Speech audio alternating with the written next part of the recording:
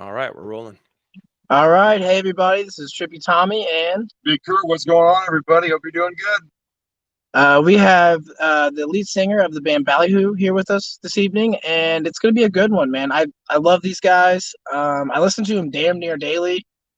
He's a host of his own podcast called Tales from the Green Room. I listened to the one today with Duddy B of the Dirty Heads, another one of my favorite bands. Really, really awesome. He has always given out tips for like young artists like myself on how to do the thing, and we really appreciate that, man. Can you tell us a little bit about yourself? Yeah, man. Thanks for having me. First of all, appreciate it. Welcome to the Stooge. This is the Bat Cave. So this is where like when they bring bands in and stuff, I was telling them to put the Bat Cave, recorded at the Bat Cave or whatever. Right. Nice. Yeah, man. My name is Howi, and I sing and play guitar and write songs for Ballyhoo, and I've been doing that for 25 years. And Whoa. yeah, it's been a minute. As long as I've been alive. That is man. incredible, dude. That is so cool. Fucking weird. I feel old. I'm sorry, I didn't mean to date you like that, man. No, it's fine. It's fine. Yeah, and I have a podcast, Tales from the Green Room, where you kind of called it. I talk about all things being in a band, production, how to market, things like that. And then I got a YouTube channel, and just I don't know, I like to make stuff, man. Just like making stuff. So I'm trying to just do all of it. I know you were a busy dude, man. I recently just found your solo album and the cover you did of the Mac Miller song, and oh my gosh, so good, dude. Thanks, dude. I was really really happy how that turned out. I heard the song the end of I don't know, 2019, I think. Right. And, I just I fell in love with it, and it sucks because he was already gone by that point. Right.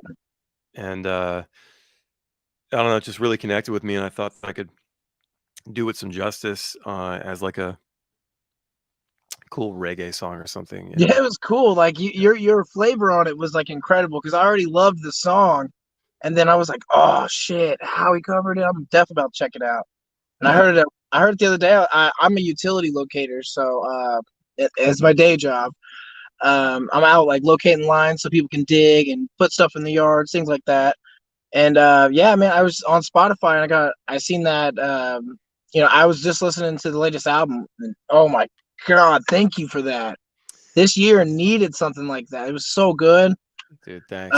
I've been listening to was it California King, I believe is the name of the song. Yeah. Yep. Yeah, dude, I've been listening to that on replay since it dropped as a single on Spotify, man. It's so good. It reminds me of my girl, like sometimes we go out and she's just being crazy with her friends. I'm like, man, I would just rather be at home, just drunk, doing the thing, like I would rather just be with her, but it's just like, I get it. We still got to make face and do all that stuff. So I appreciate that your music comes from like a very honest place. Like the first time I heard you guys, was actually at Warped Tour. I can't even remember what year it was. It was the year Daydreams came out. What year was that? 2012. Well, it was 2011 when Daydreams came out, but Warped Tour was 2012, that following summer. Oh man, that was the year I graduated. So yeah, that was a big year for me, and I was really big into like Dirty Heads and Sublime already, and I just so happened to be walking past the stage you guys were playing in Indiana, and I was like, oh my gosh. Indiana, this is cool, and I missed it, and I was so mad at myself. So I went and bought the album. I talked to you guys, and I was like, wow. And then ever since then, I've just been, every time you guys put something out, I'm on it. And it's really cool. Thanks a lot, man. Yeah, that tour, that album, and that tour did so much for the band. We just like you, we had a lot of new fans check us out and come to the merch table and buy that record, and it was just a big year for us. So it's great you've been hanging with us that long. Thank you. Oh dude, thank you. Like that music gets me through the day. Like your song Beautiful Day, I literally listen to that almost every day as I'm starting my work truck and pulling up my prints. I'm like, it's gonna be a beautiful day whether I want it to be or not, whether I woke up in a shitty mood. It really helps. So just thank you, man. Your art is very inspiring, and it's made me pick up the guitar again. So That's great, That's man. awesome. Yeah, man. I mean, that's what it's all about. It's I hope to to inspire. We want people to listen to the tunes and uh, want to make moves, um, and and do something with themselves, and even and even if it's just to pass the time and try to get in a better mood, or whatever. That's wonderful. And I mean, it makes me feel good, to know that people are connecting with it like that. Because it's I've been having a weird couple of days myself where Really. I wish I was in a better mood. And I've been reading this book. Well, I read this book twice now, actually, called "The Obstacle Is the Way," Hmm. Ryan Holiday, and it's all about the Stoicism, the philosophy, and basically, like, you're in control of your emotions. Right. Um, I'm sure there's levels of that, because some people have, chemical imbalances and things, and depression and stuff. So I can see how that would be harder to manage. But for the most part, we're like, there's things we can't control, the things we can control. And one of the things we can't control is how we feel, or how we react to things, how we Right. react to the world around us, how we react to good and bad situations. Um, and so those books, I mean, that book's actually helping me a lot. This last couple days, I'm trying to get in a better mood. Right. I know how it is, man. I get But it's that. definitely, I think about it. It's like those words and stuff that I read, that philosophy. I think about it a lot right now, especially because I'm being challenged right now in my life a little bit, and so I'm learning to accept the challenge, and look at it as a positive, and think of all the great things that will come of it. So Absolutely. that's how I've been facing the pandemic. That's how I've been facing a lot of things. So So is that the place that the new song "I'll Be Okay" came from? Because I felt it so deep. Like when I first clicked on it, I was like, I listened to it, I was like, this isn't like anything they put out before. I was like, man, I feel like Howie is hurting inside somehow. Like this, I felt the emotion in it, and I was like, oh wow. yeah, we I don't know. We've been through so much, and I've been through so much, um, and I know I've got depression. I haven't been diagnosed. It's got to be there. I'm certain that there's more depressed people than we actually know about on record. Right. And so we all deal with it in different ways. And that song, it was a night where I was sitting right here, actually. I was trying to work on some music and I was going to make a video for YouTube or something. And I get in these moods where I'm just like, what is all this for? What does this even mean? Why should I even do this? And, Yeah.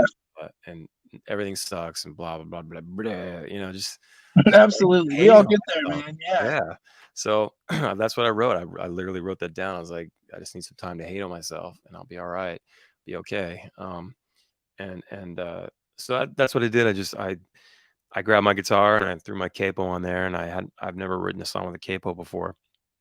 And It felt very different. It did, and yeah, I just it felt like a different color that I haven't seen out of you guys yet, and I was like, wow. And it's a very I don't know. I felt like kind of very pandemic, you know, inspired because of the world's freaking crazy right now, man. Like my daughter just started school and like they're having to wear a mask. She's only 5, so it's like kind of hard to explain to her the whole everybody's going to look like a nurse, and like they get mad at you if you take these things off, and just the world we live in is so different than like if this would have happened when I was in school, I would have been like, hell yeah, we get days off, and hell, I could just do it at home. Come on, that's 2 hours in video games the rest of the day, please, like. yeah, But it's different because she's starting school in this crazy earthquake of us what's going on right now. Like it's how old are your kids, man? 10 and 6. Oh, cool. Yeah. Boy and girl or The boy's 10, the girl's 6, and they're amazing kids. We're very lucky. They're super cool, and They listen, and I don't know, they're just awesome kids, man. And they, we've been trying to instill the best qualities possible, and while we have this time with them before they're teenagers and start going off into the world. And Yeah, that's when it gets crazy, man. yeah, and I feel like parenting is such an important job, and it's easy to just want to say fuck it, and because they can really get on your nerves, and things get challenging, and but you got to stick with it, and really see it through, and um sort of hammer it into their heads, all these the best, these the good things.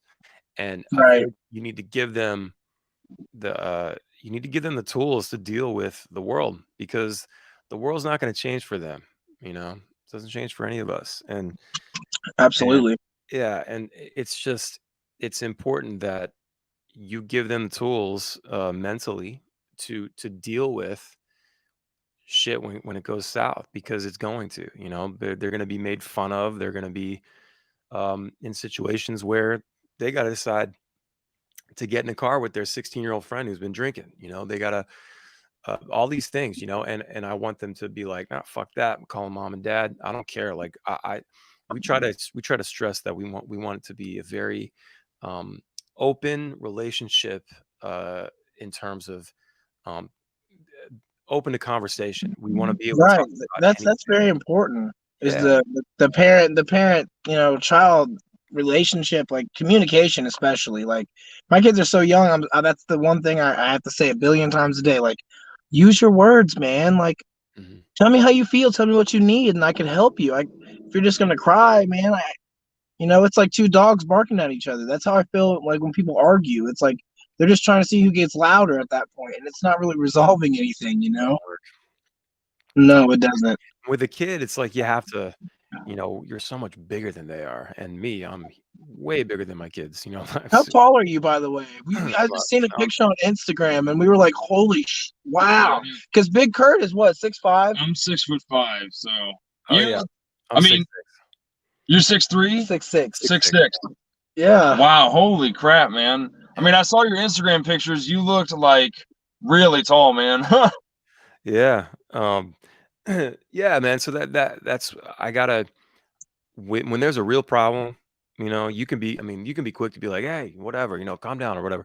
But when there's a real problem and I can see it, they're having an issue, I get down on my knee and I'm like, I'll look at my daughter, I'll like hold her shoulders, like, tell me what's up, baby. Tell me what's going on. The same thing with my son. Like, all right, man, tell me what's up. You got to get face to face with them, eye to eye. It's like you can't be over top and doing this. Just True, true. It's a like power. It's like a power hierarchy thing. Like yeah. if you're over them, it's like a power thing, and I feel that. I think you need to teach respect, not fear. Yeah. Like I don't want them to be afraid of me. I just want them to respect me, and then and respect their mother, and in turn respect other adults, and then eventually other people, their peers. So that's what we're trying to do. I hope it's working.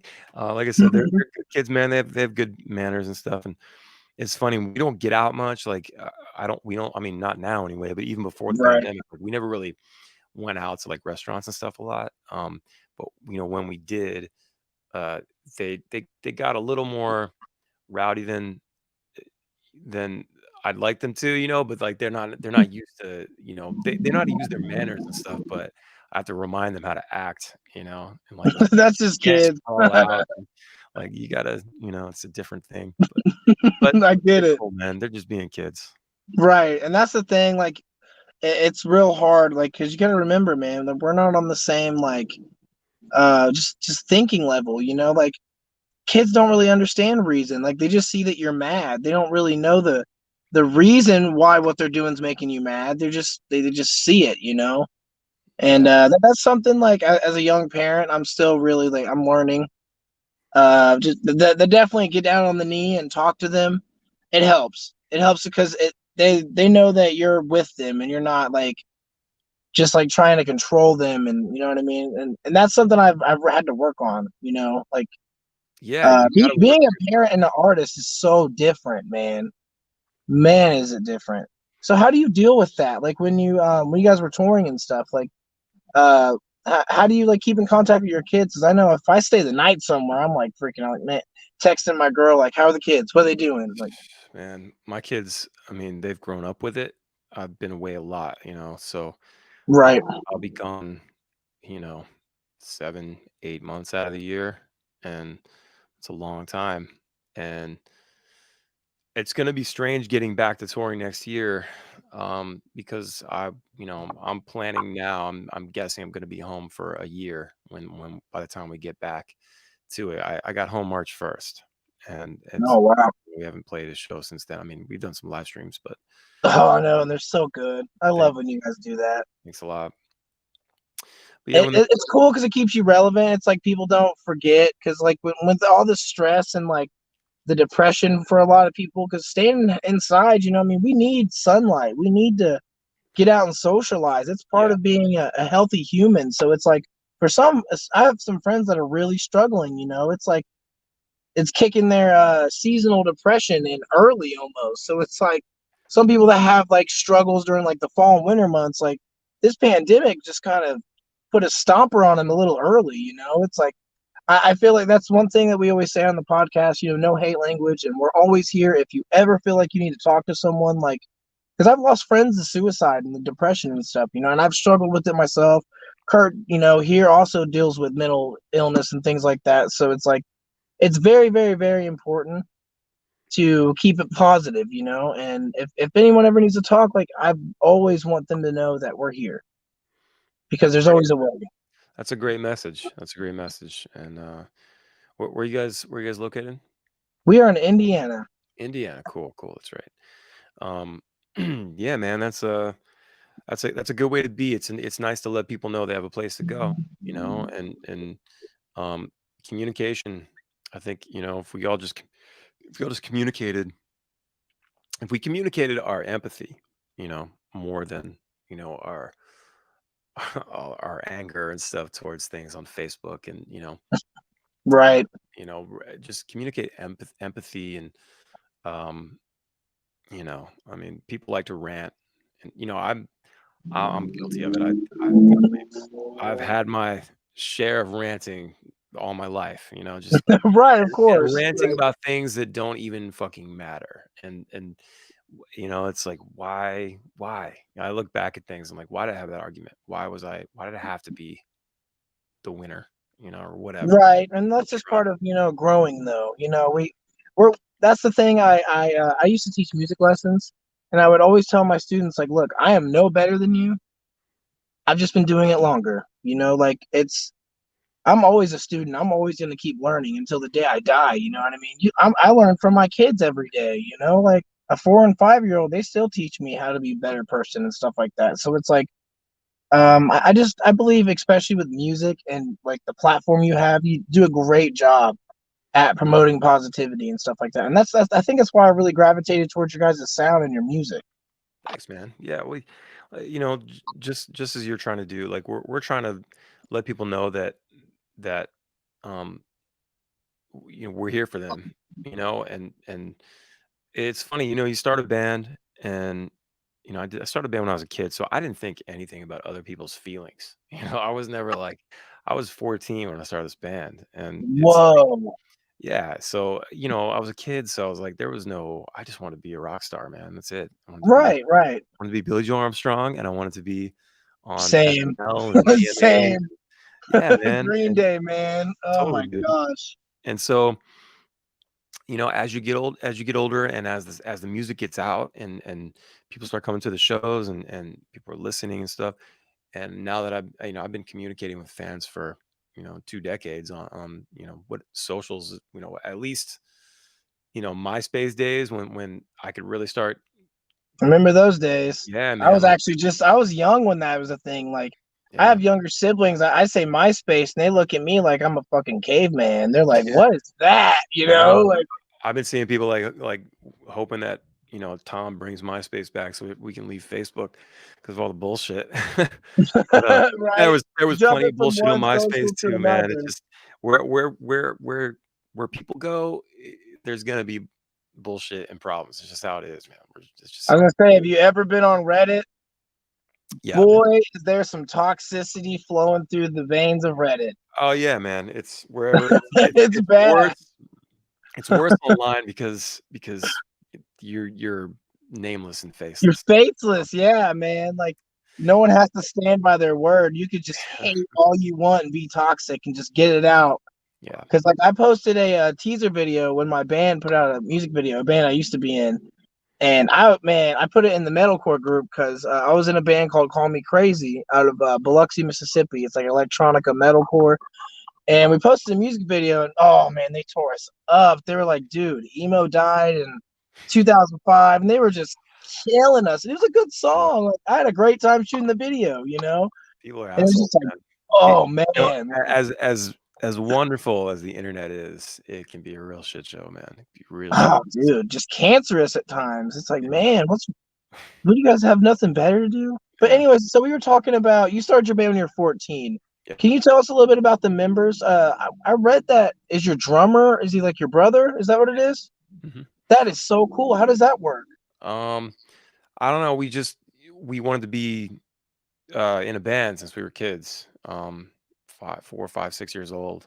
That's And awesome. our dad took us to see a band called Rat and Oh, I love rap. Poison actually. It was Rat and Poison, and Oh, it was in DC in '87, and so we got to go to that show, and it was an arena, so it was just amazing. It was everything: the lights, the sound, the people everywhere singing along, screaming, clapping, the and whole show. I think I was just affected in like it was just electric, like this is it, like this is it. This is I for got to me, do man. this, man. Like that was the shit, man. And like I didn't I didn't pick up a guitar for another 6 years or so, 7 years, um, because I tried. I had a little kitty acoustic that my mom got me for like when I was 5, but Right. I just couldn't wrap my brain around how to play guitar, when I was 8, 9, 10 years old, and I just kind of forgot about it. I was still into music, but at that point, I started getting into like Crisscross and shit, uh, Right, right. and Boys to Men and all the R&B groups and stuff at the time. A little bit of hip Dude, hop. boy bands were everything. Like I grew up Yeah, like as a kid in the 90s. It was like Backstreet Boys and NSYNC and like yeah. all that radio bubblegum pop was like everything. Like I, I I didn't was get into on the I was on good. the opposite end of the '90s as a kid when I was like your age and when you're talking about this, like Right. so like for me it was like Bobby Brown and TLC and Shanice and Boys to Men, Crisscross. I was into that stuff. That was the radio pop bands at that time. So 8, 9, 10 years later, you got NSYNC and Backstreet and Spice Girls and Right. all that stuff. And But the so Beastie Boys though really were the ones that did it for me. Like yeah, they was what made me want to start playing music at all. That and seeing Slipknot when I think it was 99 at Ozfest, and they were like 9 guys on a tiny little like 4x4 stage damn near. And they were beating each other up, and I was like 5 or 6, and I was just like, that's what I want to do. That is chaos, and I need that. And then my dad got me a drum set a few years later, and it was just I was like, dude, I want to be Joey Jordison so bad. he's a Like badass.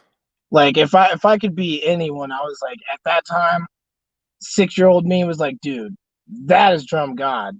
That guy I plays didn't know the shit shit out of about Rush. I didn't know shit about anything. My dad was into like Motley Crue, so I knew about like Tommy Lee and stuff. But it. when you see those guys, it looks like Halloween every day. They're up there beating the shit out of their instruments and each other. It's just like, whoa. Yeah, I was a big Motley Crue fan, um, in the late '80s, early '90s, and man, I go back and listen to the album sometimes. Um, What's your favorite? probably Doctor Feelgood. That's probably Same. it's a Oh, favorite Crue album. I really liked Too Fast for Love and yeah. Shout at the Devil, but I think Doctor Feelgood. It was like kind of like the seminal, like it was the big really had Bob Rock producing, and big drums, and everything just Oh, sounded it's so huge. good. It brought Really like good. arena rock to like the forefront. It was just Yeah, it was a big time. Def Leppard was another one. I was a really big fan of Def Leppard. Um, they're just amazing songs, and great guitar work, and Rick being able to play drums like that and being innovative and using pedals and effects. yeah, absolutely. But just a band that could play really well. And so I saw them as well like a year later after that Rat show in '88, and I mean they were incredible. And it just my dad was very supportive, both parents, but my dad took us to the shows, and he got us all the gear, like little drum. We never had like a full drum kit in the house. After we did when I was a little kid, because he was playing drums in some bands, but I guess Hmm. after we got rid of the kit, we didn't ever have a drum kit. And I should have asked him that, like, how come we never got another drum kit? But he got us like little drum pads and things and keyboards, Right, right. stuff like that. But as I got older, when I actually started playing guitar, and we started the band and everything, he'd buy me like pedals, like effects pedals, and That's um, cool. yeah. And then he paid for the first couple recordings that we did. And I remember we recorded an album. We did 16 songs in like 36 hours. We did it so fast, but we were so well rehearsed because we were playing every single day after school. And um, we will never release it because it's just it's pretty damn good for a bunch of 15 and 16-year-olds, I think. But um, it was never mixed or anything. It's just kind of like, it's real shrill and weird. Did But you live track it all? no, we did everything separately. It was all layered. But it was like a rough mix, and like we Right, right. like we Okay. made the guy was like falling asleep. Like he should have said, "Okay, guys, I'm done." But instead, he let us keep going, and we're a bunch of teenagers, and he was So like you're falling just gonna asleep. keep going, right, right. Yeah, man. And I did all the vocals, including harmonies, in like an hour. Like, just so dumb. But we just had a lot of fire, man. We were just we recorded every song we had, and my dad listened to that tape. It was on cassette tape. Um, he listened to that tape every day. That He is so cool, loved man. it. He was full bore, 100% supportive. Yeah. Like that's awesome. He was big. He paid for our first big photo shoot and for the second album, and I think he paid for the actual first album that we released in 2000. He paid for those sessions as well. It was like $700, and he was just a big supporter, man. Always was, and he came to the shows, and That's um, awesome, man. yeah, man, he was just a good dude, and I'm grateful for him every day. That he put me on this path, because I feel like without it, I don't know. I mean, I it's like I would definitely be doing something in the creative space, whether it be making movies or film something in film, or making videos on YouTube. I mean, we used to do that all the time when we were kids. If we had YouTube when I was 15, I mean, game over. Right, But, right. didn't have that till it took like 10 years for that shit to come out. But um, it's like I'm just grateful for him that he sort of showed me. He never really. It's interesting. He never really was driven to do anything. Like, he just kind of drifted, just kind of Hmm. coasted, and that to me, maybe it pushed me to not be that way. Like, Right. I've always had this hunger, man. I just wanted to get it, and um I didn't get that from him. I know that. My mom started a business, when she was in her 30s, but um kind of entrepreneur. I don't know. Maybe that's where I got it from. But I'm thankful that he showed me that this was possible, though. He's like, look, there you go, right there. Look at that. Look what they're That's doing. You awesome. know, That is really cool, and dude. I just aim for the stars, man. Well, yeah, man, you had all the support in the world. That's fucking awesome, man. Like my parents were kind of supportive, and then I hit high school, and my parents were very like lower working class, so like we just kind of was check to check. So that's all I really knew. So I got a job as soon as I could. So I was, playing like little local shows at the Emerson in Indianapolis, like just little small armpit venues. But My mom was uber supportive. She was always like, do it. Fuck it, When you have kids one day, you have to show them you can shoot for your dreams no matter what you got, Like, and that's cool. And I want to be that kind of parent myself. You know what I mean? Like, no matter what my kids want to do, as long as it's not hurting anyone, and fuck, man, like, why not? Yeah, you gotta be behind them. You gotta support them, and they're gonna go through probably several different things that they really want to do when they grow up. You know, Right, right. so my son has been pretty stuck on being a gamer. Now he's starting. He wants to be a hip hop star. Okay. Um, so he loves rap music. He loves all like the new modern stuff. It's more pop music if you ask me, but Yeah. all the stuff with the trap beats and everything. It's kind of like it's like everybody's copying Post Malone now or something. But Oh um, yeah, dude, that guy is killing it, and he yeah, knows it. he crushes. He's talented. So That's Buck, man. He, and I'm like, look, man, because I never pushed for him to be anything. I never pushed for him to be a rock star, or, start a band or anything. He plays drums and he plays guitar, but it's I like it because it's just something that he'll have. It's not like he has to do anything. If anything, just to get his emotions, right. It's a great outlet. yeah. So I'm glad they have that. My daughter sings and performs and dances. She loves that stuff. So, and none of this stuff has ever been like, you're gonna be this. I'm trying to I want to see what they want to do. And it's it's it's whatever they want to do, I'm gonna tell them, yeah, go for it. But you know, you gotta be focused, you gotta be driven. You can't expect things to just fall in your lap. You have to go get it. And Yeah, you got to work for it. That's the truth, man. yeah, my son he started his YouTube channel last December, this past Christmas. So Hmm. coming up on a year, about 9.5, 10 months now. He's like, he's like, he gets a couple months in, and he's like, man, nobody's really following me. Like, I'm not getting many views, no many likes. I'm like, make better stuff, you know? Like, I mean, it's yeah, like you cannot, you have to tell them what's up. I said, don't worry about likes and follows and subs, okay? And views. Don't worry about that. Just keep making cool stuff because you like making stuff. Like, just do it because you want to do it, not because you're trying to get likes, you're trying to get views. yeah. People Now, are attracted to passion. That's a yes, fact. yes, and do something cool with it. Don't do what everybody else is doing. And dude, he's about to hit 900 subs. Like, he's gonna hit See, 1,000 there you subs go. next Before month. you know it, he's gonna be at that grand mark. He's gonna be He's like, check crushing this it, out, man. Dad. I'm doing it. Like Yeah, that's great.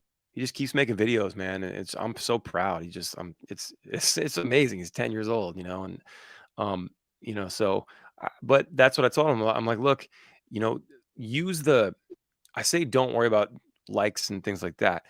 You should definitely monitor your likes, your views, your subs, follows, things like that, but only monitor it to see what you should and shouldn't be doing, or what you should do better or double down on. Because, like, if you put out a video and it doesn't do well, but then you put out a video that's you're doing something different and that does really well, then you might, buy views or whatever. Maybe you get more Start subs. doing You go, that. Yeah. okay, I'm gonna double down on this. Still do that other thing if you really like it, but maybe try some other videos. So I don't know. I'm just trying to push him in the right direction. It's the same thing with playing uh, multiplayer on Fortnite. Like, there's a bunch of shitty kids out there, man. But like, just I'm just awful at that game, man. Like talking people. just Yeah, I'm terrible. Just like, he gets shit all the time from kids, like, oh, you suck, and oh, you're trash. They call each other trash and stuff. And yeah, that's the big one. Yeah. yeah, and I've had to tell him to stop doing that because he thinks that's the culture and he's supposed to be doing that. I'm like, don't you be Uh, calling people trash, dude. But like, but and now he's gotten to the point where he's gotten, just because it's all kids, they're so mean to each other. But he's gotten to the oh, point dude. now where he's just like, this kid said this, and I replied back, well, maybe your mom needs to hug you more or something like that.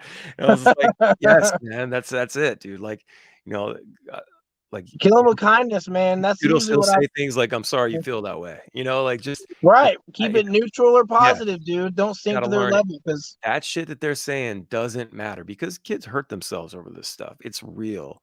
oh, And absolutely, man. People I live don't want stream my kids. suicides and shit like that, man. Like, It's it's fucking terrible, man. crazy how I don't people just want get my kids going. triggered and they're like, wow. Yeah, I want them to be reinforced in their mind, in their heart. Just kind of get thick skin and just be like, just let it fall off. And defend yourself when it's time. But don't let dumb words hurt you or make you want to hurt yourself. It's terrible. Yeah, man. Just let them be words. Be strong. All right, man. So we got some questions for you. My buddy be here, Big Kurt's gonna ask a couple, and then I'm gonna shoot a couple at you, and we'll go from there. If that's all Shoot. right. Shoot. Okay. So when did you start playing music? I'm gonna go with 1995. I started the band, but I think I started messing with music in '94, like And actually playing and writing songs. so what genre were you trying to go for in the beginning, and has it changed over time, or did you kind of have the same vision for like what kind of music you wanted to do before you guys really like took off? I mean, When we started the band, it was mostly we were just I was just trying to write, copies of Green Day songs. Really, like I was just trying to do all that. So pop punk, I guess. And then within a year, I started listening to Sublime and Goldfinger and No Doubt and 311. So that really changed the course a little bit. And started playing ska and reggae and mixing that up. And then I bought an acoustic guitar in the year 2000, uh, and that really helped as well. That changed some things. Started writing some other things like a little more texture to them, um, and then I don't know. The 2000s happened, and we were getting hit up by major labels and things. And I I don't know. I guess I was contemplating. I didn't know. I didn't know that like people just were eventually going to love this reggae rock genre thing. And I like all kinds of stuff. So I was trying different things. Like if you listen to our second record, there's a song in Drop D, and really doesn't belong on the album. If I were to go back and do it all over, I'd take that song off the record because What like song was that? it's called Deadline. Oh yeah, okay. Yeah, we never play it, and we just we're trying to write some like heavy fucking like stained Limp I mean, Bizkit. one of my favorite songs has like scream vocals in it. Was it Riddled with Bullets? Yeah, yeah. Like that I song, love I was that like, song. damn. Like I was listening to Detonate like a few weeks ago, and like I just top to bottomed it, and I was like the song just has this like boom turn. I'm like, holy fuck. Yeah. I even had to like look. I was like, am I still listening to the same band? Yeah, So man. who did the screams on that song? Who was that? That was our friend Steve Donovan. He was our one of our former tour managers. Okay. We met him in 2012 on the Warped Tour, actually. Oh, cool. Yeah, he was doing a not for profit, the Canvas Foundation, I think. Remember seeing all the people like with the paint all over them, like they paint Oh themselves. yeah. He was running that tent with his buddy, and he approached me about being a tour manager. And then, as we got to know each other, he became a tour manager, and he showed me some of his old music. He was in like a hardcore like screamo band or something. And I guess I don't remember how I might have just texted him like, "Hey, you want to scream on the song?" He's probably like, fuck Yes. yeah. Yeah, he was all about it. He killed it. And so so Nick, our bass player, he's into that music, and he covers that live. And we were out in, I think, Denver, Boulder. That was Boulder, and he Steve came out. He lives out there, and he came out, and they he did the screaming part. They traded off. It was cool, man. It was neat. That's fucking awesome, man. Like, yeah, I was just like, I heard that song, and then like the rest of the album is like, it's got its little heavy points, but it was nothing like that. I was like, holy fuck. I love that song, man. Oh, I do too. Like, when I show people you guys, they're like, and then I'm like, all right, check this out. Same band, and then I'll play it, and it'll get to that point, and they just kind of look at me like they just heard A Day to Remember for the first time. They're like, Yeah, yeah. what?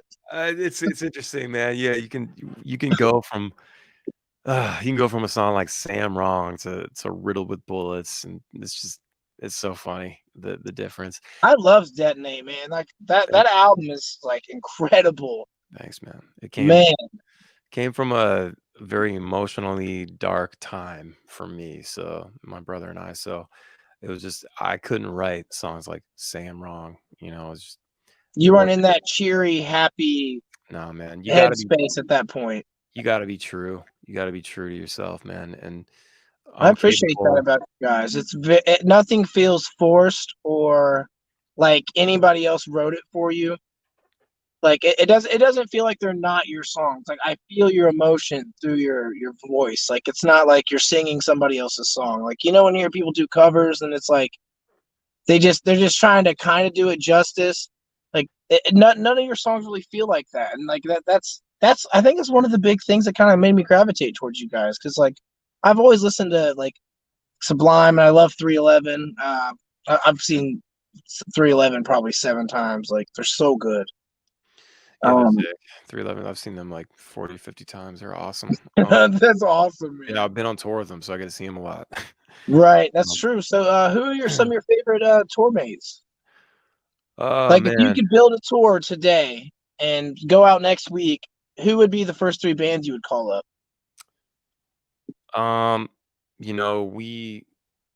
We love touring with like Bumpin' Uglies and Tropidelic was a lot of fun. Oh yeah, I heard that. What was the song? Hard Liquor on the Bumpin' Uglies. Oh, I loved it. I was like, Yeah, damn. he's got a great writing style. And then yeah, there's this band called the B Foundation back in California, and we did shows with them in like 2008 and 2009, some in 2010, I think. But we toured like 4 months with those guys in 2009.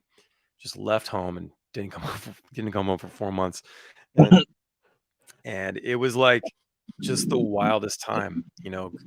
We just became really good friends, and we're usually sleeping at the same house because if we're not in the van, because somebody approaches us at the show and we go stay with them all together and just a shit show every night and drinking and wasted and hungover the next day And waking up at some random person's house, yeah. like how does that go? Because I know, like for me, when I stay the night at people's houses, like the most awkward fucking thing, like a lot of people don't think about it, is using someone else's shower. Yeah. Everyone's shower I've ever stayed the night at their house is never the same as like yours. Either water pressure, how you turn it on, like it's just a weird situation. Or you may have a random walk in on you because that's just how it goes around there. That's so funny, man. Yeah, I've been in a lot of showers that weren't mine, and it's just you get used to it. Because you just want to shower, and So it's better than a truck stop, I'd say. Yeah, I mean, truck stops are actually pretty nice, to be honest. Really? They got nice shower facilities, but no, this is yeah. I mean, I've been in some nasty showers, man. And you just do your thing and get out. Get out as quick as possible, man. I was I took a shower I shouldn't have taken a shower in this one, but we were in Denver and there was a place called the Royal Palace, and it was like we just left this tequila bar, and I think we played there. Yeah, I think we played there that night, and we were drinking all the tequila, like all of it. You're like, just give us all the tequila, and that'll be fine. and we get to the hotel, and it's like middle of the night. We can barely see. It's like $40. Cool, just get it. It's like 3 a.m, and oh my god, dude, it was like Roach Motel, huh? the next morning, man. I get in the shower. I'm like, I get in the shower, and the shower curtain is like scrunched up, like it's not like flat and just it's like scrunched up and just sort of like hanging like hard, like yellow stain, fucking like cigarette smoke. Oh, jeez. And like it smells so bad. It just smells like cigarettes, like old cigarettes, like an ashtray. Oh, jeez. And I'm taking a shower, and it's kind of just feels kind of gross in there. And like I look down, and there's dried blood on the bathroom, not a stain. There's like dried blood, like somebody just been there, and there was smoking a cigarette in the shower while bleeding. Yeah, I don't know, shooting up or something, man. And like Oh Uh, man. I don't know, but like, and then our bass player moved he's like, there's something behind that like TV stand. He like moves the whole TV stand. There's all this weird shit written all over the wall, like just in the section behind the dresser or whatever, not anything else. Whoa. And it was very like cryptic and weird and like witchy looking. And he was just like, Oh shit. I started looking around the room. There's like a coaxial cable, for like for TV, it's just Yeah, yeah. back wall, just not even nicely put. The door just swings open because I guess it had been kicked in a lot and like just so nasty. And like I called the guys, I'm like, yo, let's get the fuck out of here. Like it was like 9 in the morning. We never back then we never got up at 9 in the morning to leave. We was always like as close to noon as possible. And I Right. woke up and I was like, guys, let's get the fuck out of here. And they're like, yep. And everybody's in the van. Our merch guy, he walked in. I didn't know this till later, but he walked in. He was like, I'm gonna go back to the van. He just slept in the van that night. He's like, nope, too sketchy. I'm out. Man, it's been so but everything that you do, all the experiences that you have, add up to the person you are right now. So Oh, that's very true, man. You're just a contemplation of all the things you've gone through and your reactions to it for sure. It definitely molds who you are. mm-hmm. Okay, we got a couple more questions. So we asked this question to all of our guests. If you were stuck on a desert island with 3 albums to listen to for life, like this is all you get music wise, on a never dying iPod with 3 albums, what would they be? Tough one, man. First off, who's got an iPod that only holds 3 albums? Come on now. But You got one of those old iPod shuffles, okay? yeah, it's like 400 No megabytes. screen, just the buttons. Just the click wheel. Yeah. Okay, let's go with Insomniac by Green Day Oh, what a good album. for sure. Probably, oh man.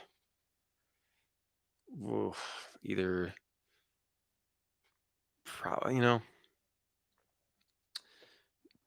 probably 40 Ounce to Freedom by Sublime. Oh, yep. I And love that then album. this is really hard. And then We try to hit you with a couple hard ones, some thinkers. yeah, either Grassroots or Transistor by 311. I don't know. I love Oh, Transistor is such a good album. yeah. Man. Just because you have different vibes, so you want to do different things. Like Right. As I say, you only get 3, so you gotta kind of cover the bases, you gotta mix it up a little bit. And yeah, those are probably yeah. I mean, I have obviously other favorite albums, but Right. those would probably keep me going for a while. Okay, cool. Yeah. Let me see. Okay, so yeah, what advice would you have for us as an upcoming podcast since you've been doing yours for a little while? You got what, 100 some episodes now? Coming up on 129. Oh shit. Yeah, pretty cool. Keep making them. That's the best advice I can get. Keep making them because you're just gonna get better at it. Just like anything else, the more you do it, the better you get at it. And try to. I started seeing you got to pay attention to what's going on, and try to stay on top. I started seeing that the video pods were the way to go. Early last year, I was like, this looks like podcasts are really picking up, and a lot of people are doing videos now, and they're doing Right. both. They do the video and then they translate it to audio. But so try to make your studio look cool and vibey, and make it look like you. And Right. so I gotta clean this shit up. Oh, this is you guys broadcast You're this. good. We moved the interview to the car because we have like a little studio in my basement next to my drum set. But I live in a small little house right now, and when my dog runs through, it sounds like there's a horse above us. And I was, yeah. Yeah, so just keep making them and try to come up with cool things to talk about. What is the basis of the podcast? We honestly, it's a safe space for artists and people of any walk of life to come on and talk about how they feel about a lot of the topics we usually talk about are psychedelics because we are called Trippie Cupcakes, and like the use of them for help with mental health and I mean, and we talk about like just crazy things, just the things that we care about, spirituality. Like for me, one of the topics we usually ask our people are, because for me, it happens. When I go to a concert, I get this feeling like when you leave a church service and like you feel like your cup has been refilled.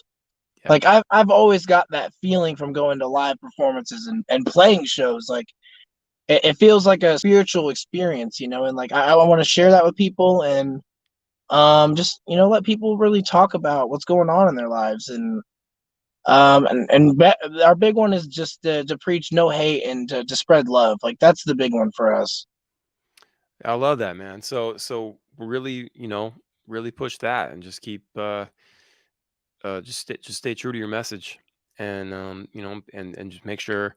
One of the little tips that I can give is try to make sure, and I need to do this more, but try to make sure you're saying, please, don't forget to subscribe and rate the podcast on Apple Podcast, things like that, because it helps with discovery. People Yeah, find the podcast. just got to remind them about it because they're already listening to your podcast. They're not thinking about what they're going to do afterwards. Yeah. Oh yeah. I gotta subscribe. Make sure. Let me give the 5 stars. And yeah, rate it and review it, stuff like that. That all helps discovery.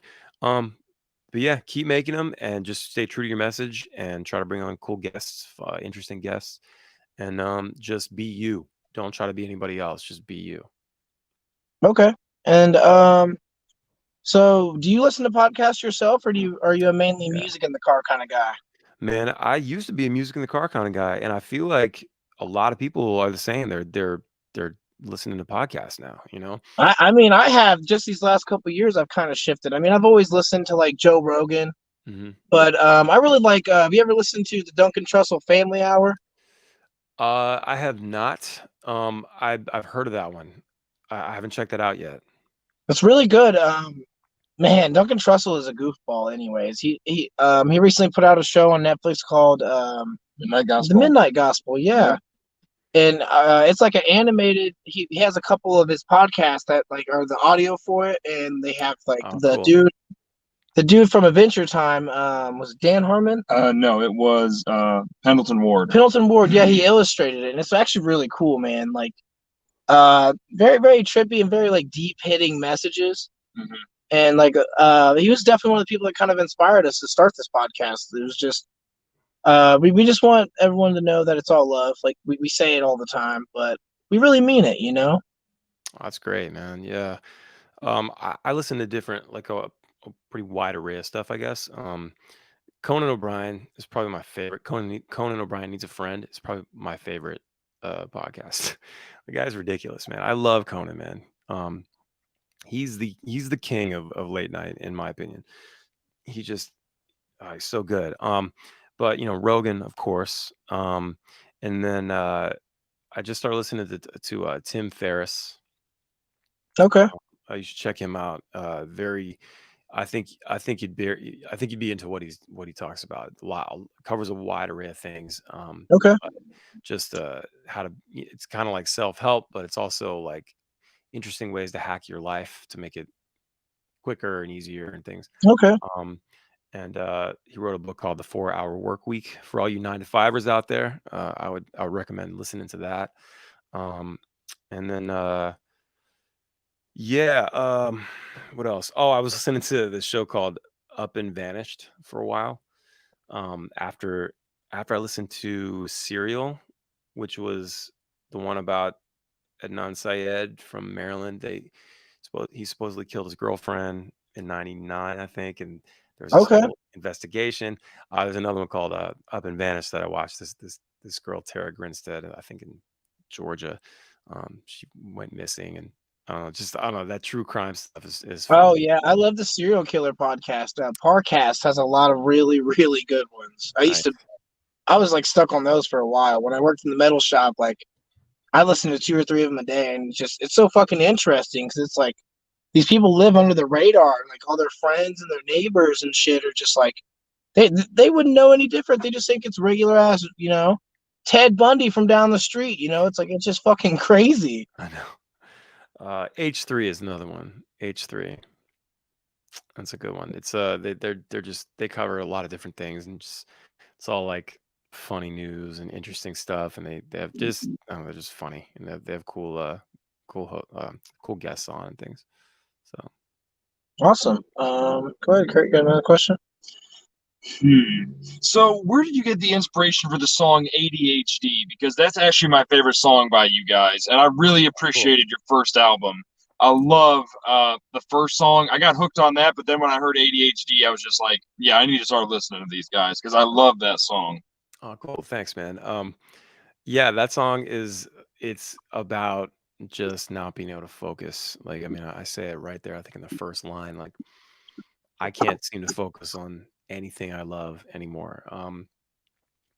It's it was a time where I just felt really um I just started reading books. Like I can read, um like I could never read books, man. Like I just get like um The attention span part of it. yeah, man, my it's just impossible. I have to read it like 3 times, like the page just to retain, and I just can't remember what I just read a couple pages ago. Like I don't know what the story's about, and while I'm reading it, like I I just grew up it's like like a that. squirrel, and um, so and just dumb decisions, forgetting my lyrics while I'm playing, leaving. I left my license here in Maryland when I left for tour, and it's like Damn it! I'm gonna be gone for a month, 2 months, and You're gonna be ID'd every place you go to. yeah, everywhere you go. So I don't have my ID. So that's in the song. Just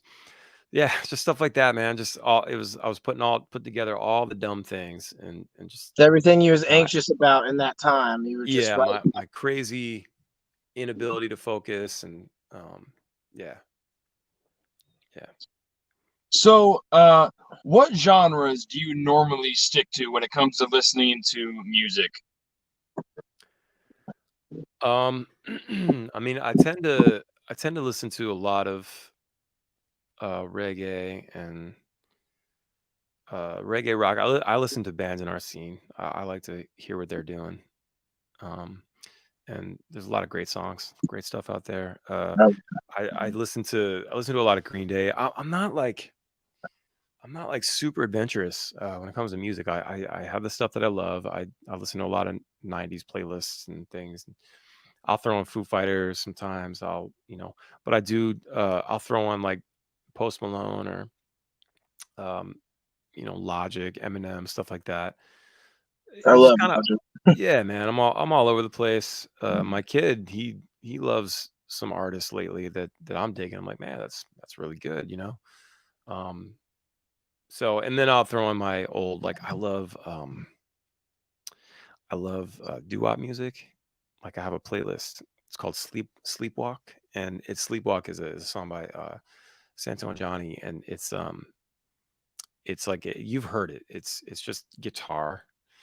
Um, and it's guitar driven. There's no lyrics or anything, but it's very sexy and romantic and dark and scary and haunting. It's very strange, but I love it, man. And so all that stuff, I just there's something about that 50s and 60s like doo wop stuff, man. Just I feel like I I was a teenager back then or something, and I don't know. You're born in the wrong era, huh? Yeah, no, I'm happy. I'm happy to be where I'm at now. But I feel like, yeah, maybe if there was a past life, I was a teenager in the '50s or something. Maybe I was in a band or something. Maybe. Pop band, had the cool hair. Right? And the Yeah, bowler hat. yeah, man, all that. Have you ever been inspired by bands like the Struts or the Vines? Have you ever heard of them? Yeah, I'm not a big fan of the Struts. Uh, that stuff. There's certain bands where it just kind of feels forced. I don't know. Hmm. But then I'm probably just making a judgment. I know I'm obviously making a judgment. I have no idea what they're about. I don't know where they come from. I don't know what they're into. It's just to me, it just Right. sounds like I don't know. It just doesn't. I think it's one of those bands that you're supposed to like, and I just don't get into it. Hmm. Yeah. So The Vine, I don't like it because you're supposed to like it. yeah, I don't know, and it's not even like a punk rock attitude, like fuck that. It's just like Right, Hmm. right. It's just I not just your scene. I get it it. I doesn't hit mean, me. It doesn't. I'm just like okay. I mean, I see the appeal, but it just doesn't Hmm. get me. Um, the Vines are really cool. Um, uh, the Hives, like stuff like that. Um, Hmm. there's a couple songs that I like, but I never like listen to them.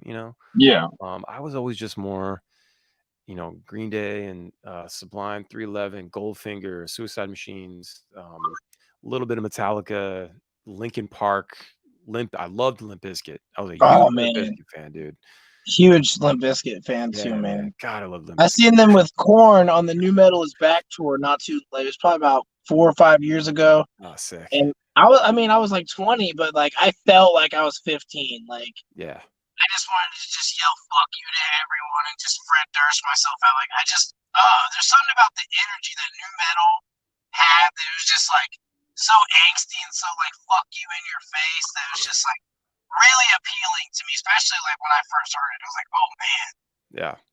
this Yeah. guy back the chainsaw and he'll skin your ass raw. Like who says that shit in a song, man? Like this is just crazy. Like It is. Yeah, it is incredible. It was a good time. It's a good time for sure. oh, absolutely. Yeah. So you said you're also a fan of Linkin Park, right? Yeah, yeah.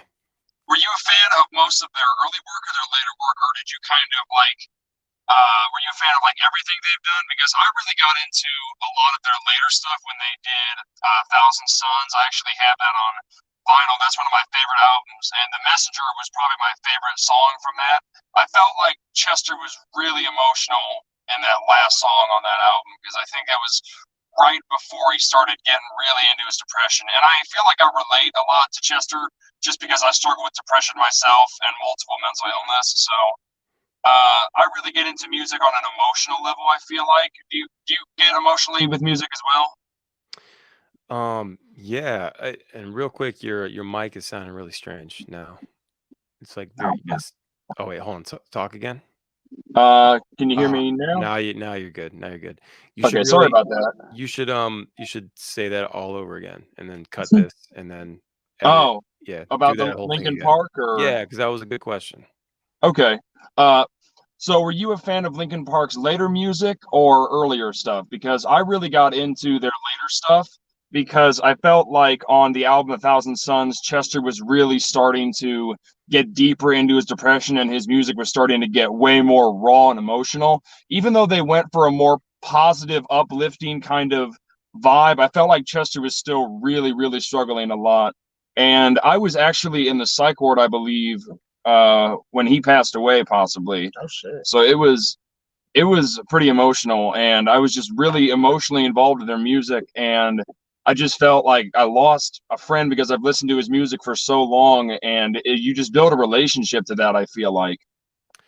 Yeah, man, I agree with you.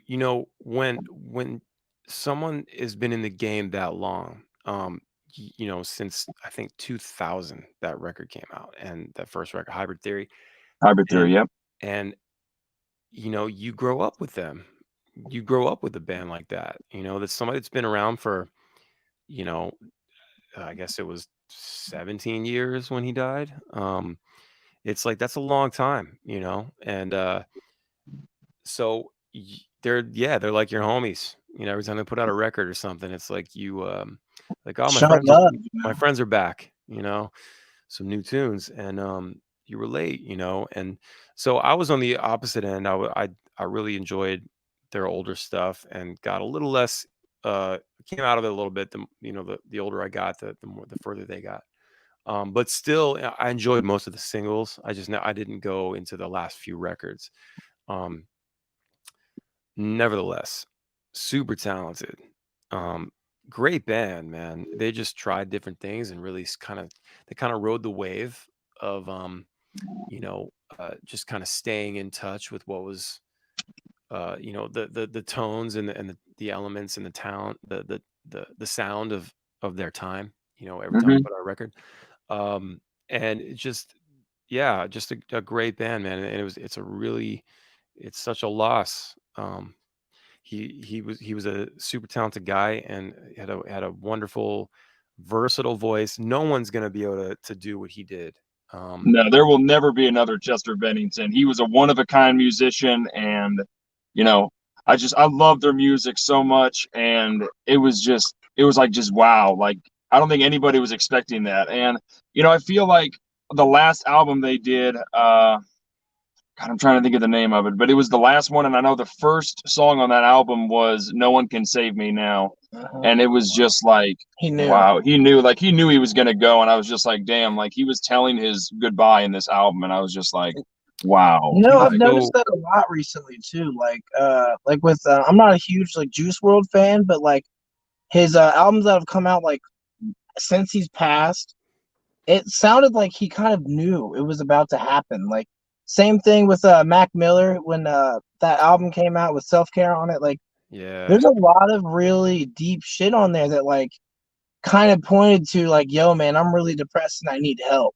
I mean, Mac was he Like my said favorite rappers, like I just that one really crucially like kind of fucked me up. I was just like, what? he's one of those artists that I didn't pick up on until after he died, unfortunately. But and I was bummed out looking back. But he was, in that song "Brand Name," he says it. He's like, he's like, to all the people that sell me drugs, don't be mixing with that bullshit. I'm not trying to be a member of the 27 Club. It's like, fuck, dude. And that's what happened. You get, Yeah, same shit mixed with thing with fentanyl, dude. Morrison, Jimi Hendrix. yeah. Well, same thing Dude, with Juice World. He has a song called Legends, and he's like, I feel like he just made what? a dumb mistake, man. Yeah, he said like, what's the 27 Club? We ain't even making it to 21.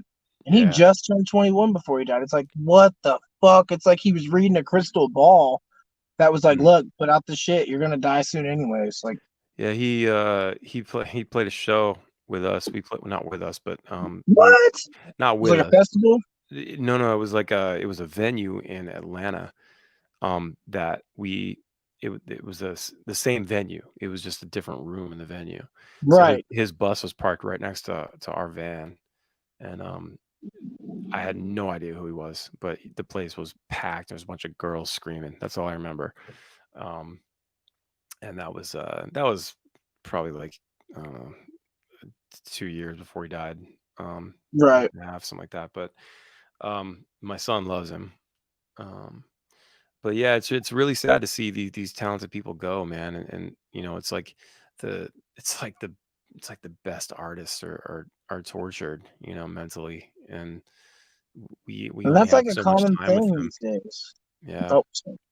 yeah, and it's a tough world, and I go back to what I said earlier. We're trying to raise our kids to be strong headed and um, not let things bother them, but when things do bother them, to come talk to us and Right. Before whenever it something is. happens, Yeah, like you this don't is you know can't what someone's change. going on with, You can't reverse it, man. You can't reverse it when if you do that, if you kill yourself, You can't take it that's back. it, man. That's it. You're gone, and it's like it's like what could we have done? Like we could help this person, and it just Right. sucks. I remember with Chester, it's like you see I guess his wife or somebody posted a video of him like 36 hours before he died, just hanging out with his kids, having a good time, laughing and Mhm. stuff. It I, was completely unexpected. I mean, Yeah. it was just, yeah, It's very like unexpected. looking back, you maybe saw the signs. I remember when that record came out, that last record, he was upset because it was getting bad reviews by a lot of the fans and stuff, and he was just like, "Fuck you all! We don't need you to listen to the music anyway. I don't give a shit if you like it." And I think he was just hurt, maybe it was just like he was pouring deeply himself hurt. into it. Yeah, he was pouring himself into it, and maybe he just felt like none of the shit Maybe matters. My shit sucks anyway. Nobody's gonna miss me. It just sucks. And to go into that state of mind where you you you go through with it, and there's literally no turning back. You're the point of no return, like, I've made my mind up, I'm doing this. And it's just like That's the Wow. thing about social media, man. They could just like Logic talked about it on his last album. Like, look, man, like one of the main reasons why I'm done with this shit. I mean, he's not done. You know, Logic, he's never Yeah. gonna be quitting. He's gonna But come he's back done in putting 5 out years. his own records, and then he puts out a Twitch mixtape. So Yeah. he's one of my favorite rappers alive. But you know, Motley Crue said they were done 100 times too. Yep. Same thing with one of my other favorite bands. It was my dad's favorite, Kiss. I mean, Yep. how many farewell tours is it until we finally be like, are you done or what? You love it, man. You love it. You can't leave it. You can put it down for a bit maybe, but you're gonna come back to it. It's just the nature of like how we are. Um, I've wanted to quit 1,000 times, you know, for various reasons, but I've been doing this a quarter century, and there's a lot of reasons to want to stop doing it, but the there's a lot of reasons to keep going, Right.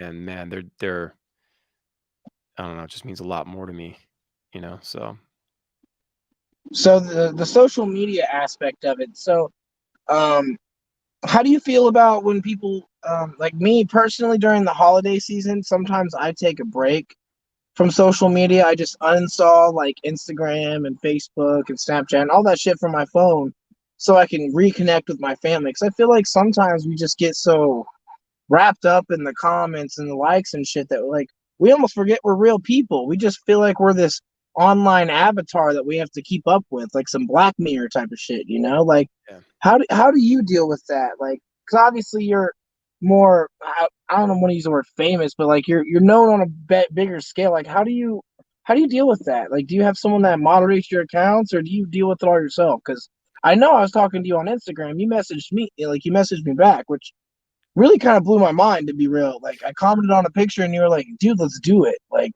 Yeah. Yeah, I think more,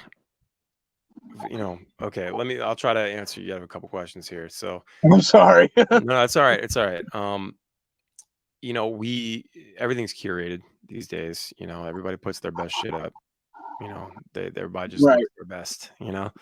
Um, all the families are happy and everything's good. Yeah, it never shows Um, the real shit, you know? Like, yeah, I think there's a few that do that, but mostly it's just all the good stuff, and um, nobody who am I to tell you to air your dirty laundry on Instagram, but right.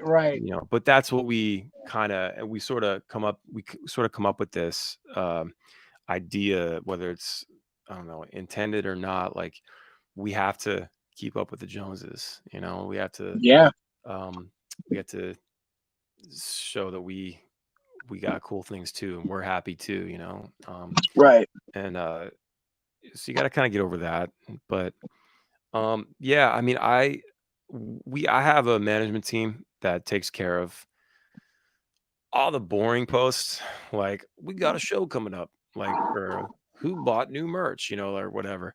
What's your I favorite gotcha. song from this album, but I'm in the DM, on on every platform. I've got basically I have an account personally where the band has an account on all the platforms, so I've got double of everything, you know what I mean? So I Right. just go in and I spend time everywhere. And I think uh when you said how I answered you on Instagram, Yeah. um I think more artists or celebrities or whatever you want to call it, um need to be yes men and women. I think we need to stop being so fucking cool and just grant the interviews, and I say grant, that sound like such an asshole, but like, yeah, do the podcast, do the shows, um make yourself available. You don't have to be so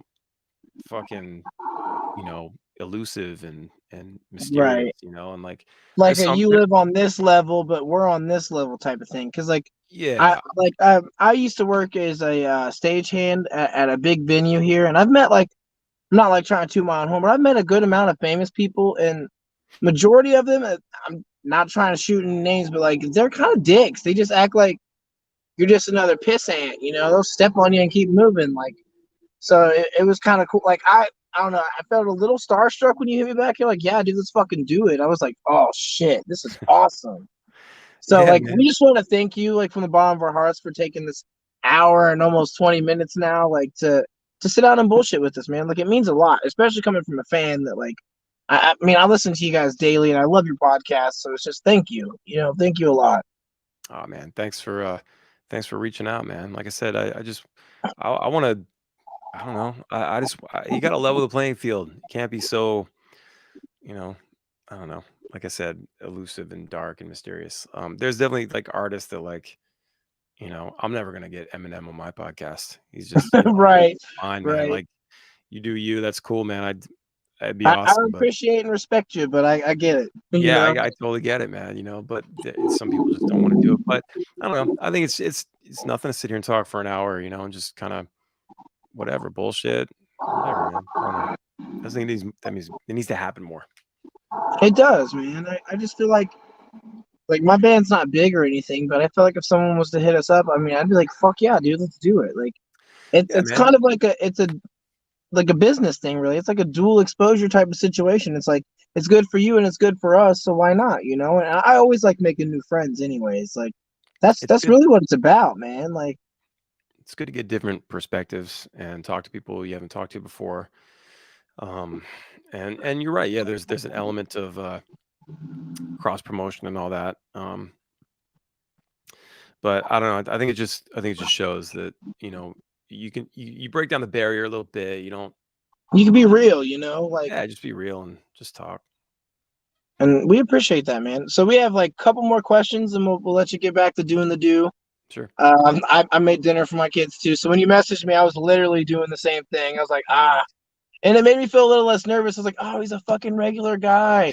He's probably making his kids dinner just like me. I just got home from working a 10-hour day, like, and I'm Yeah. still gonna come home and like cook dinner for the kids. So it was like Oh yeah, man. a little less nervous.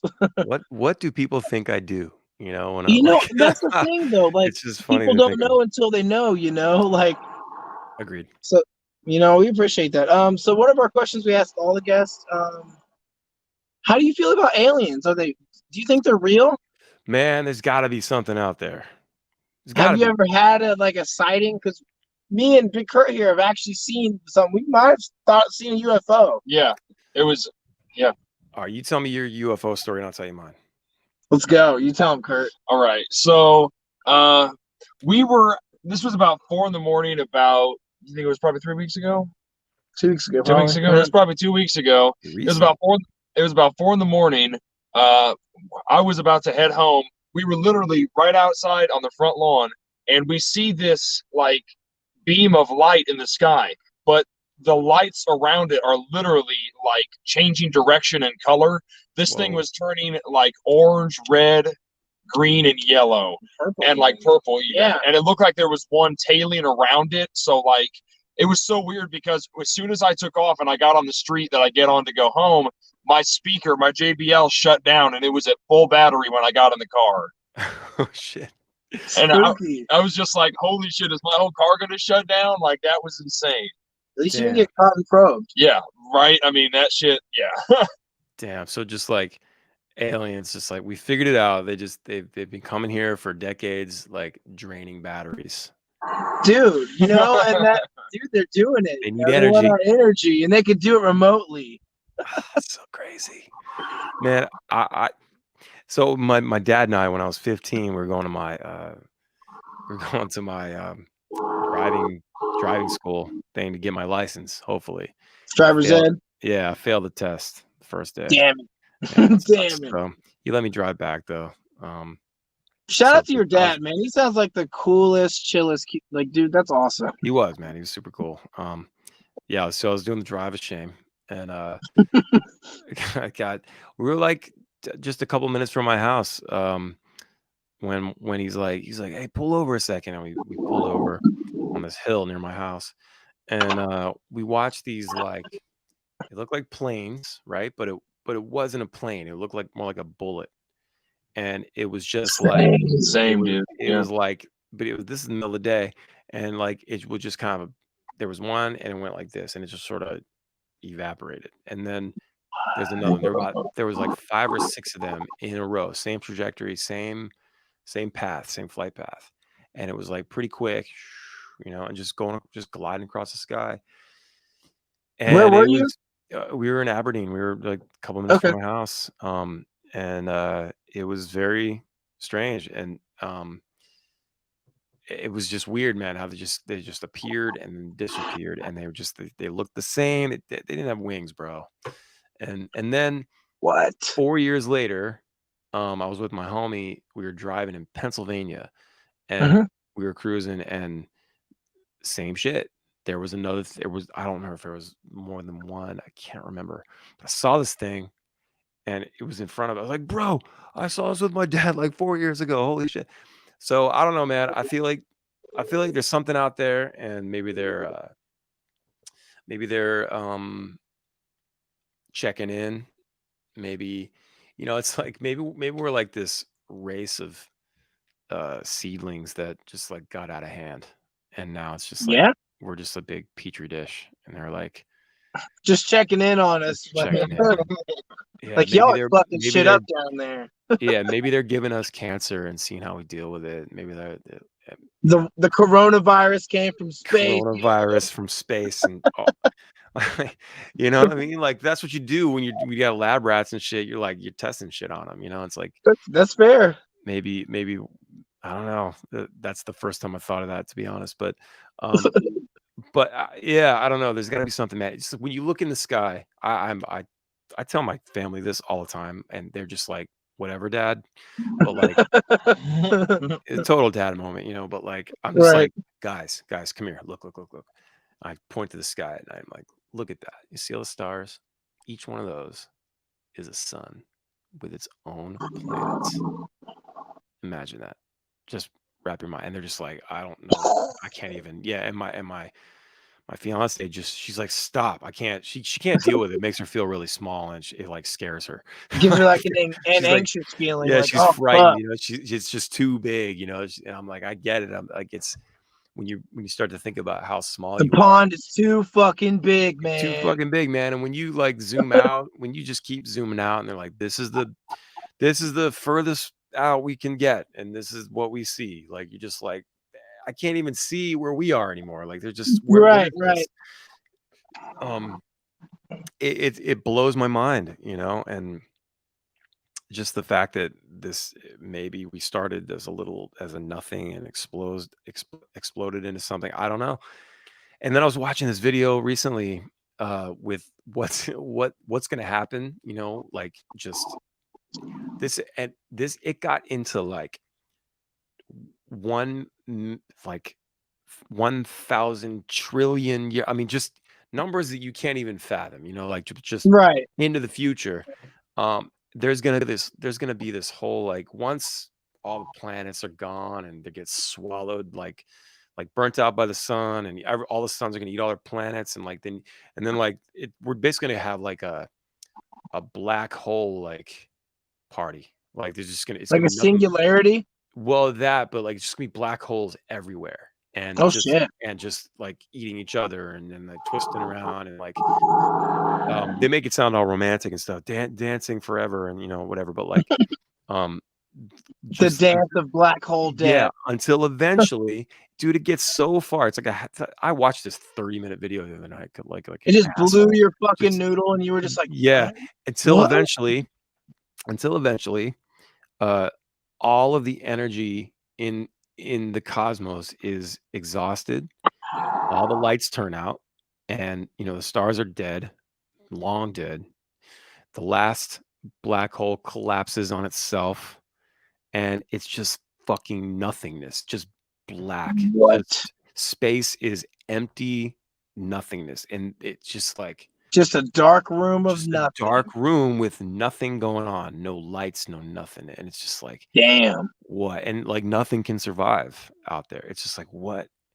It just makes you think like, God damn, like what am I doing with my fucking life? Like, Yeah, dude, it's all gonna be nothing before you know it. Holy fuck. yeah, man. But Man. it's awesome to think about. I love it. Just blows my mind. It's great, man.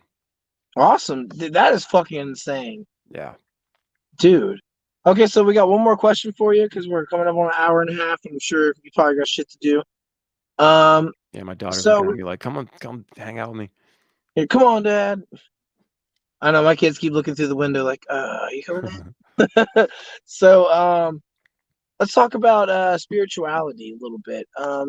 The, I know a lot of people are really kind of uncomfortable with it. It's like a politics thing. Like some people are just like, it's a no topic, but it's something we like to talk about on Trippie Cupcakes because it's like for a lot of people, it's a driving factor of who they are and how they are. So like, where do you fall on the spirituality spectrum, and does it influence your music and your life at all? Really?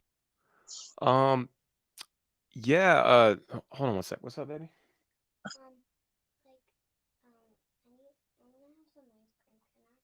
Yeah, I'll get it for you. Hold tight. Okay. She wants ice cream.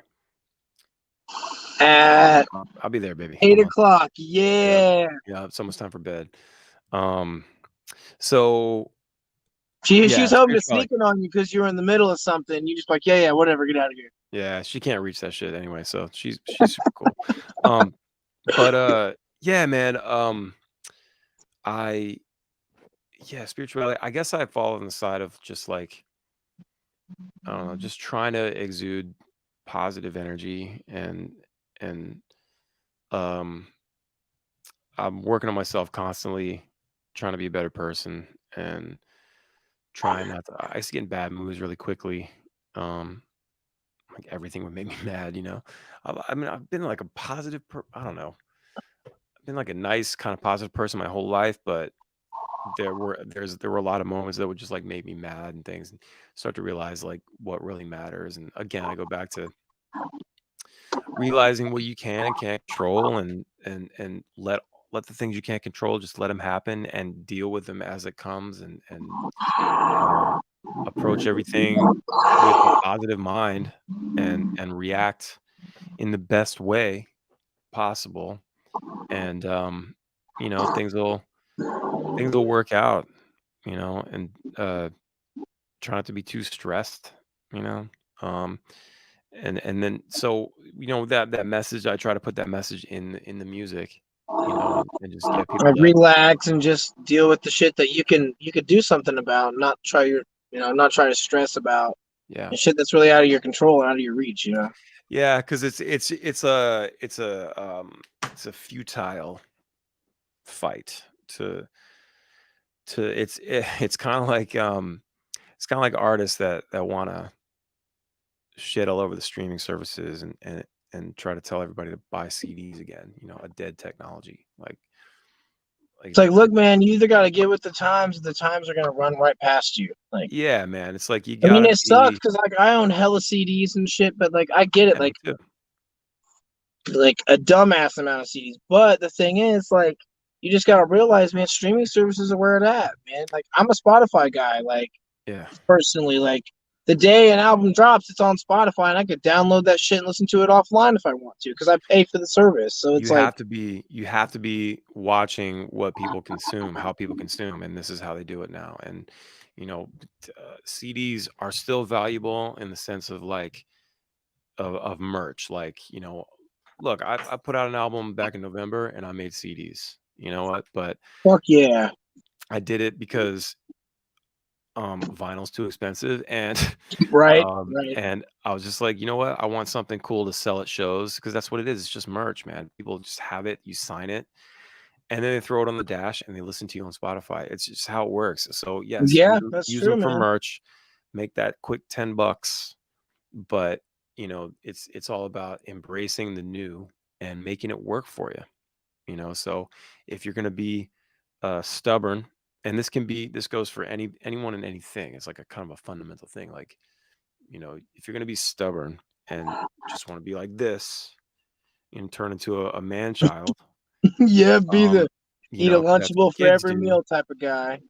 dude. You just get you're not gonna things will not work in your favor. And all you're doing is you're compounding just more bad negative things that are gonna happen to you. You know, you gotta roll with the punches, go with the flow. And make a bad situation, flip it on its head and make it work for you, you know? Absolutely, man. And Spotify and Apple is not a bad situation. It's a wonderful situation.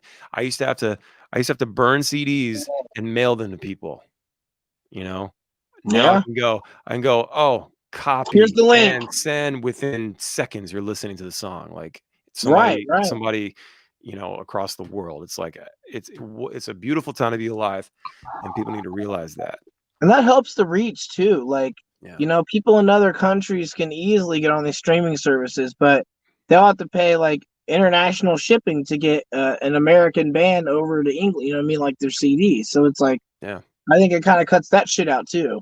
Yeah, and realize, look, if you thought you're gonna make money from music, you know, it's a nice thought.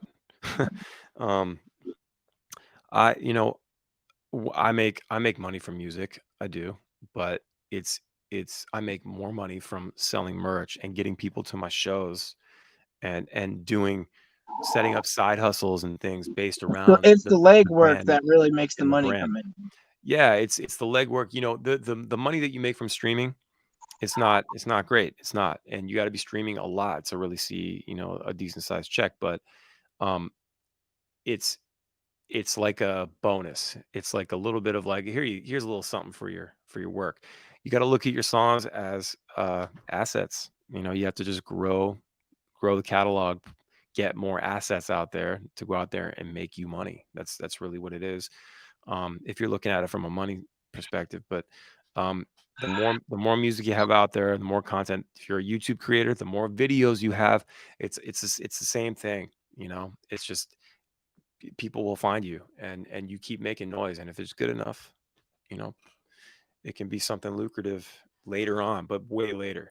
Starting a band today, don't expect anything great to happen for at least 10 to 15 years.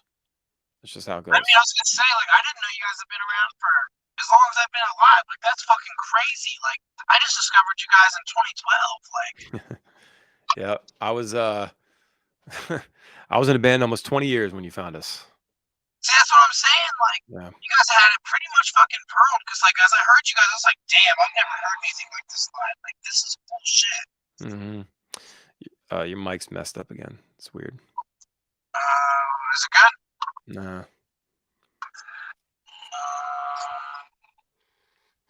it's so weird. I wonder if that's on my end. I don't know. What about now? Anyway. Are you good? No, it still sounds weird. Okay. I'm trying to think. Try maybe plug in that thing again and unplug it. See if it messes with your. Can you hear us? Mm-hmm. All right. Well, actually, we were actually getting pretty close to wrapping it up, man. Is there anything that you want to say to our people or people that listen? Just keep on living, man. Keep trying to be the best person you can, and be good to others. And you know, don't settle. Don't settle for what they told you you had to be. Get out there, and if you got something on your mind, let it out. And if you're a creative person, start creating, and use these amazing platforms that we have for free to get your thing out there. And if you're someone that works at a job, and you're totally happy with your job, and your situation, and the money you make, and the family and the people you hang out with, then you've already won. So don't listen to me. Awesome, man. Well, we really appreciate you, and I'll be looking forward to the video. Yeah, thanks for having me, guys. I appreciate it. Yeah, man. Thanks for your time, and we're out. Later.